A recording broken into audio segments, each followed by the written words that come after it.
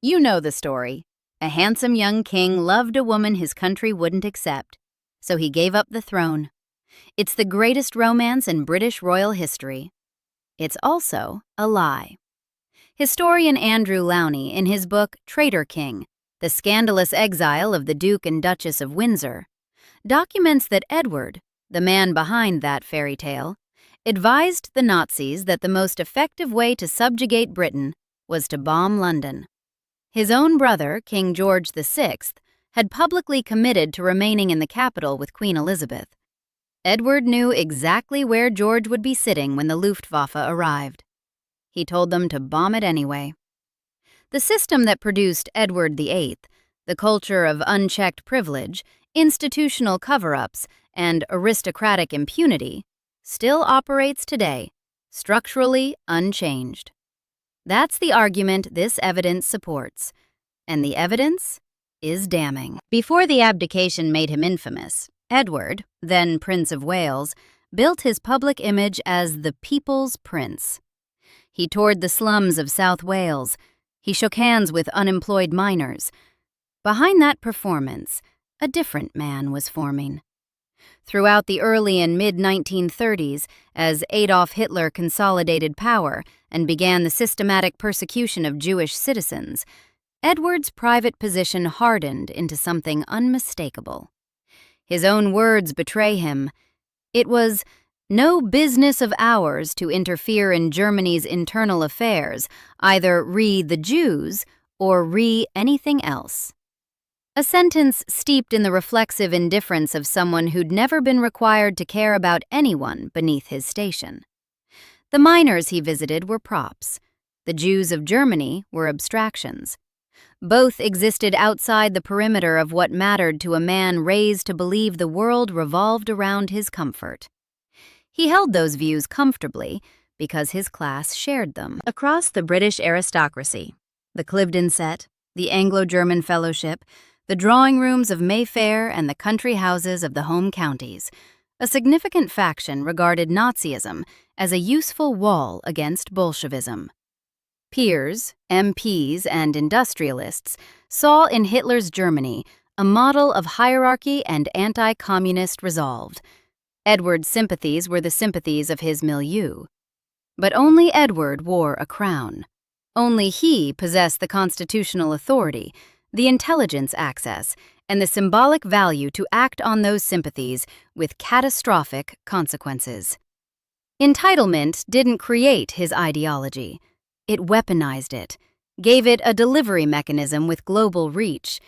And then came the abdication crisis, wrapped in one of the most magnificent hypocrisies in British institutional history. Archbishop Cosmo Gordon Lang led the Church of England's opposition to Edward marrying Wallis Simpson, a divorcee, on the grounds that the supreme governor of the church simply couldn't wed a woman whose previous husbands were still alive.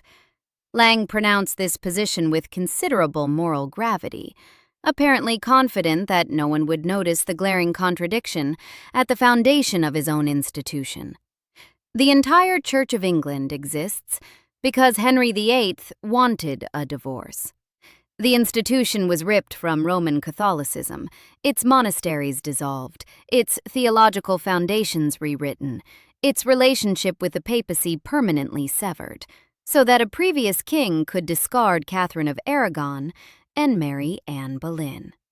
4 centuries later, that same church declared it couldn't possibly accept a king marrying a divorcee. Lang and his bishops were exercising their power to decide which rules applied to which monarch, at which moment, for which political purpose. Selective rigidity, dressed up as moral conviction. A symptom of the same entitlement culture saturating every organ of the British establishment, from palace to pulpit. On December 10, 1936, Edward signed the Instrument of Abdication. His brother Albert, shy, stammering, never expecting or desiring the throne, was proclaimed King George VI the following day. The official narrative presented a constitutional crisis neatly resolved, a wayward king replaced by a dutiful one, the monarchy surviving intact, Britain moving on. What the establishment understood, and what the public wouldn't learn for decades, was that the abdication had accomplished something far more consequential than tidying up a marital embarrassment. It had removed a future Nazi collaborator from the British throne with less than 3 years to spare before the outbreak of the Second World War.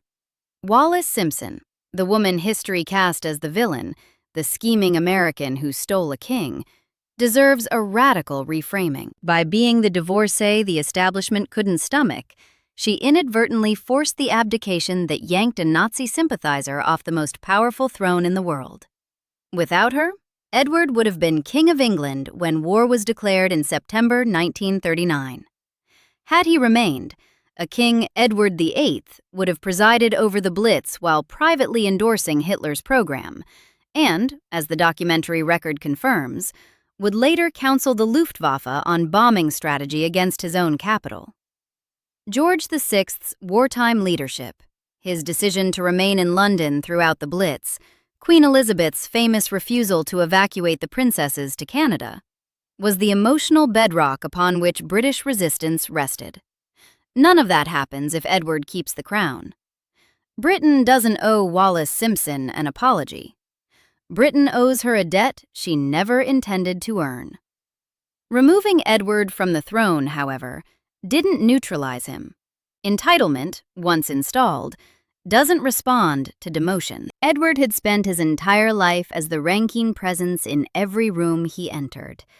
When the abdication ripped that status away, he responded with a rage that bent toward vengeance, at his brother, at the establishment, at a country that had, in his view, betrayed him. Nazi Germany offered something irresistible to a man in that psychological condition. An audience willing to tell him what he'd always been told, that he was special, that he was right, and that those who wronged him would eventually be punished for it. In October 1937, less than a year after leaving the throne, Edward and Wallis visited Nazi Germany as guests of the regime. Edward visited Hermann Göring's estate. Photographs from the visit show Edward delivering a Nazi salute, the arm raised, the gesture unmistakable, the context undeniable. The tour culminated in a meeting that lasted roughly 2 hours with Hitler himself at the Berghof, the Führer's alpine retreat at Berchtesgaden. German diplomatic records indicate Edward spoke freely and admiringly about the Nazi program, and Hitler came away charmed, immediately recognizing in the former king a potential asset of extraordinary value. Joachim von Ribbentrop, Germany's ambassador to London, later foreign minister, had already identified Edward as a sympathizer. When Ribbentrop presented his credentials to Edward at Buckingham Palace during the king's short reign, he gave the Hitler salute. The gesture served as a deliberate ideological signal between men who recognized each other's alignment. Ribbentrop subsequently became the primary architect of German strategy regarding the Duke of Windsor. The belief that Edward and Mrs. Simpson harbored pro-Nazi sympathies was one which held Ribbentrop in thrall, and he converted Hitler to the view that the former king's sympathies ran deep enough to be operationally useful. Ribbentrop's assessment drew directly from Edward's own statements, his behavior, and his willingness to travel to the Berghof. Edward had handed the Nazis his allegiance without anyone asking him to, free of charge. War broke out in September 1939, and the British government confronted an extraordinary problem: what to do with a former king who'd been photographed performing the Nazi salute alongside Adolf Hitler 2 years earlier. Their solution combined naivety with institutional reflex. Attach Edward to the British military mission in France with the rank of Major General. The logic was simple: keep him busy, keep him under observation. Both objectives failed. What the posting actually achieved, with an incompetence bordering on institutional self-harm, was to give a man of documented Nazi sympathies direct, credentialed access to France's most sensitive military infrastructure. Edward toured the Maginot Line, the vast network of fortifications along France's eastern border that formed the cornerstone of Allied defensive strategy. inspecting its defenses and receiving briefings on its strengths and, critically, its vulnerabilities. Intelligence assessments compiled by Lownie and corroborated by wartime records indicate that Edward passed this intelligence to the Germans.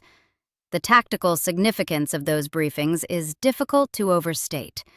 The Maginot Line's strength was that it forced any attacker to concentrate forces at specific, fortified choke points, unless the attacker knew precisely where the coverage weakened, where garrisons were undermanned, where the line's designers had accepted risk. When the Wehrmacht executed its stunning flanking maneuver through the Ardennes in May 1940, bypassing the line's strongest sections and exploiting its known gaps, the question of how much German planning benefited from Edward's intelligence moves from the academic to the agonizing. A former king-emperor had provided the enemy with operational military intelligence during wartime. The legal term for that is treason, committed by a man whose royal status had granted him the very access he betrayed. France collapsed with terrifying speed in June 1940. Edward and Wallis fled south through the chaos, eventually crossing into neutral Spain and then into Portugal, arriving in Lisbon in early July. Lisbon in the summer of 1940 was a city crawling with agents from every belligerent power. Every hotel lobby, every diplomatic reception, every cafe hosting informants, all watching each other while pretending not to. Into this environment walked a former British king with a grievance, a loose tongue, and a conviction that the war was someone else's mistake. Edward talked freely. Spanish and Portuguese diplomatic telegrams, intercepted by intelligence services and later recovered from captured archives, recorded him speaking strongly against Churchill and against this war. He told anyone who'd listen that he was convinced that had he remained on the throne, war would have been avoided. A former head of state, standing on neutral soil while his brother's subjects were being killed in the skies over southern England, was openly undermining his own country's war effort and its wartime prime minister. Wounded vanity broadcast as geopolitical analysis, carried by diplomatic cables straight to Berlin. The Germans were listening to every syllable. Ribbentrop, now foreign minister, instructed his Madrid ambassador that Germany was prepared to accommodate Edward's assumption of the English throne in order to force England to peace. The operation that followed bore the code name Willie, and it was deadly serious. This wasn't cocktail party speculation among diplomats. Willie was a fully documented Nazi intelligence operation, authorized at the highest levels of the Reich, with a specific objective: coerce or entice the Duke of Windsor into German protection and install him as a puppet king of a defeated Britain. SS counterintelligence chief Walter Schellenberg was personally dispatched to Lisbon to execute the plan. Schellenberg arrived in Portugal with operational orders, a team, and the authority to use force if persuasion failed. The stakes justified every level of escalation. Edward in German custody, as one assessment put it, would be both a propaganda and a military triumph for Hitler. A compliant British king, broadcasting appeals for surrender from Berlin while the Luftwaffe pounded London, could have fractured national morale at the precise moment when morale was the only material Britain had left. The Lisbon telegrams constitute some of the most damning documentary evidence in the entire Windsor dossier. They don't show a man being passively courted. They reveal active, two-way engagement. Edward listening to the German pitch, responding to its terms, signaling his availability under the right conditions. Hidden correspondence between the Duke, Hitler, and the Nazi hierarchy, correspondence the British government would spend decades trying to suppress, documented an operational reality that went far beyond idle sympathy. A member of the British royal family was participating, with apparent willingness, in a conspiracy against his own country's survival. And then comes the finding that elevates Edward's story from political scandal into something genuinely horrifying. Andrew Lownie's research indicates that Edward communicated to his Nazi contacts in Lisbon that the most effective strategy for subjugating Britain was sustained aerial bombardment of London. The precision of this counsel is what makes it so damaging. Edward understood British psychology, the national character, the thresholds of endurance, the symbolic geography of power, better than any German intelligence analyst ever could. He understood precisely where his brother George VI and Queen Elizabeth would be stationed during such an attack, because they had made the explicit and public decision to remain in London.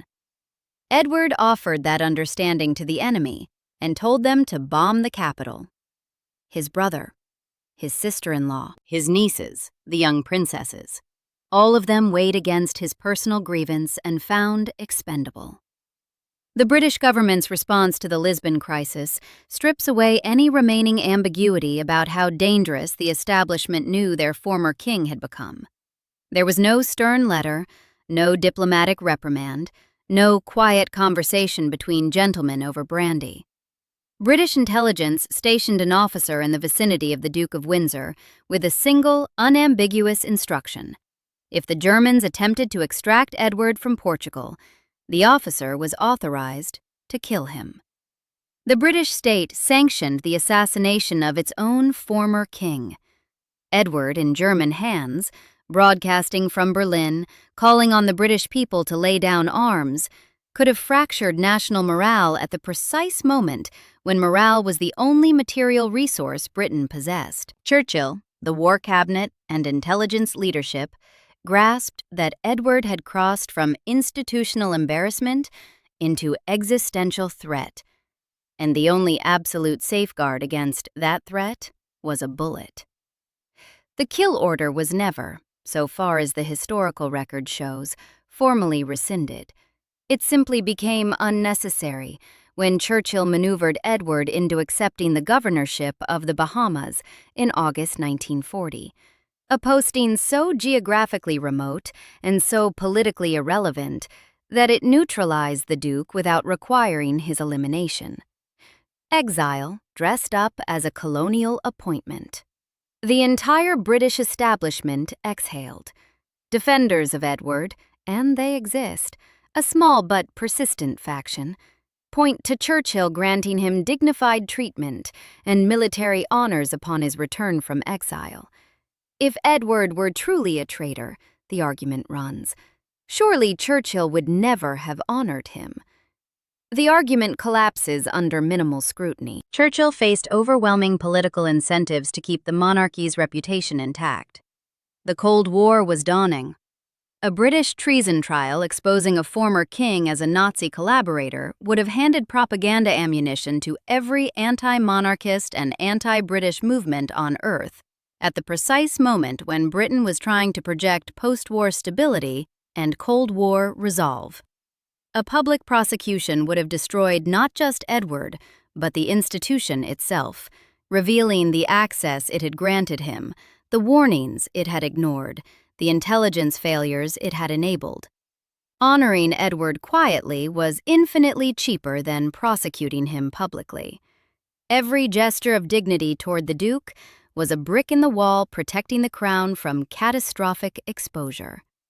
That wall took decades to build, and the construction began immediately after the war. Allied troops reached Marburg Castle in Germany in 1945 and discovered, among the captured German diplomatic records, a trove of documents that would become known as the Marburg Files.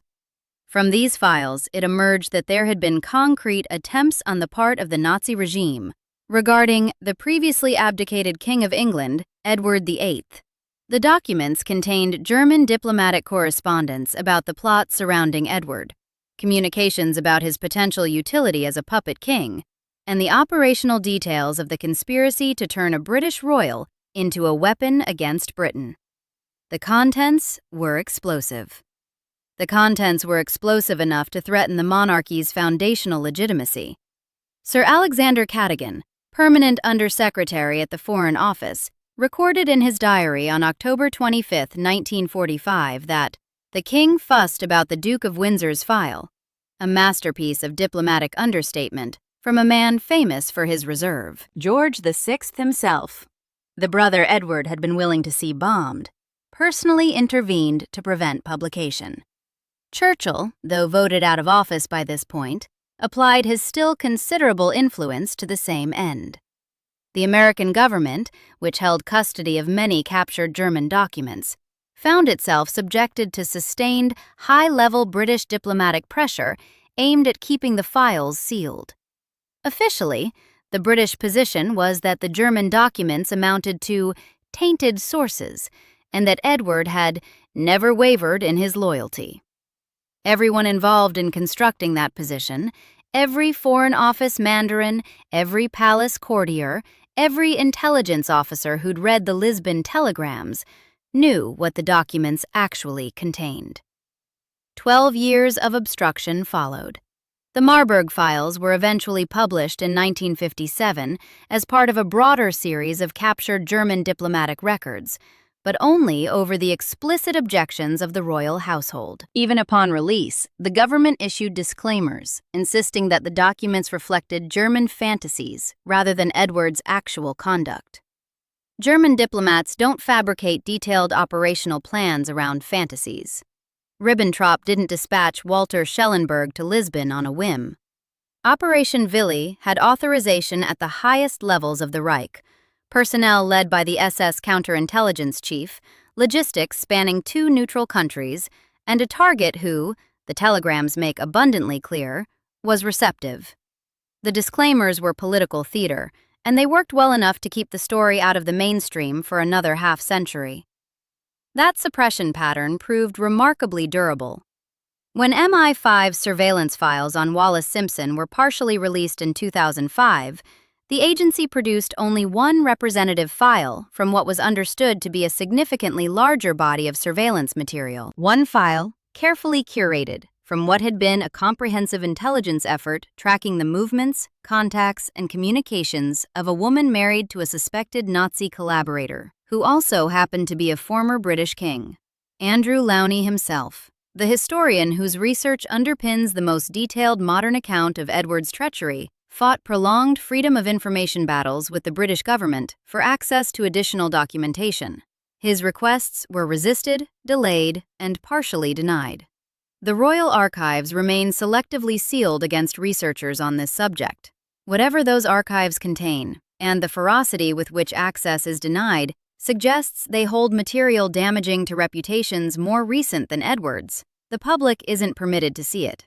The cover-up that began in 1945 didn't end. It was inherited. And the institutional architecture that produced Edward shielded him from prosecution and buried the documentary evidence of his treachery has never been dismantled. It hasn't been reformed. It hasn't even been formally acknowledged.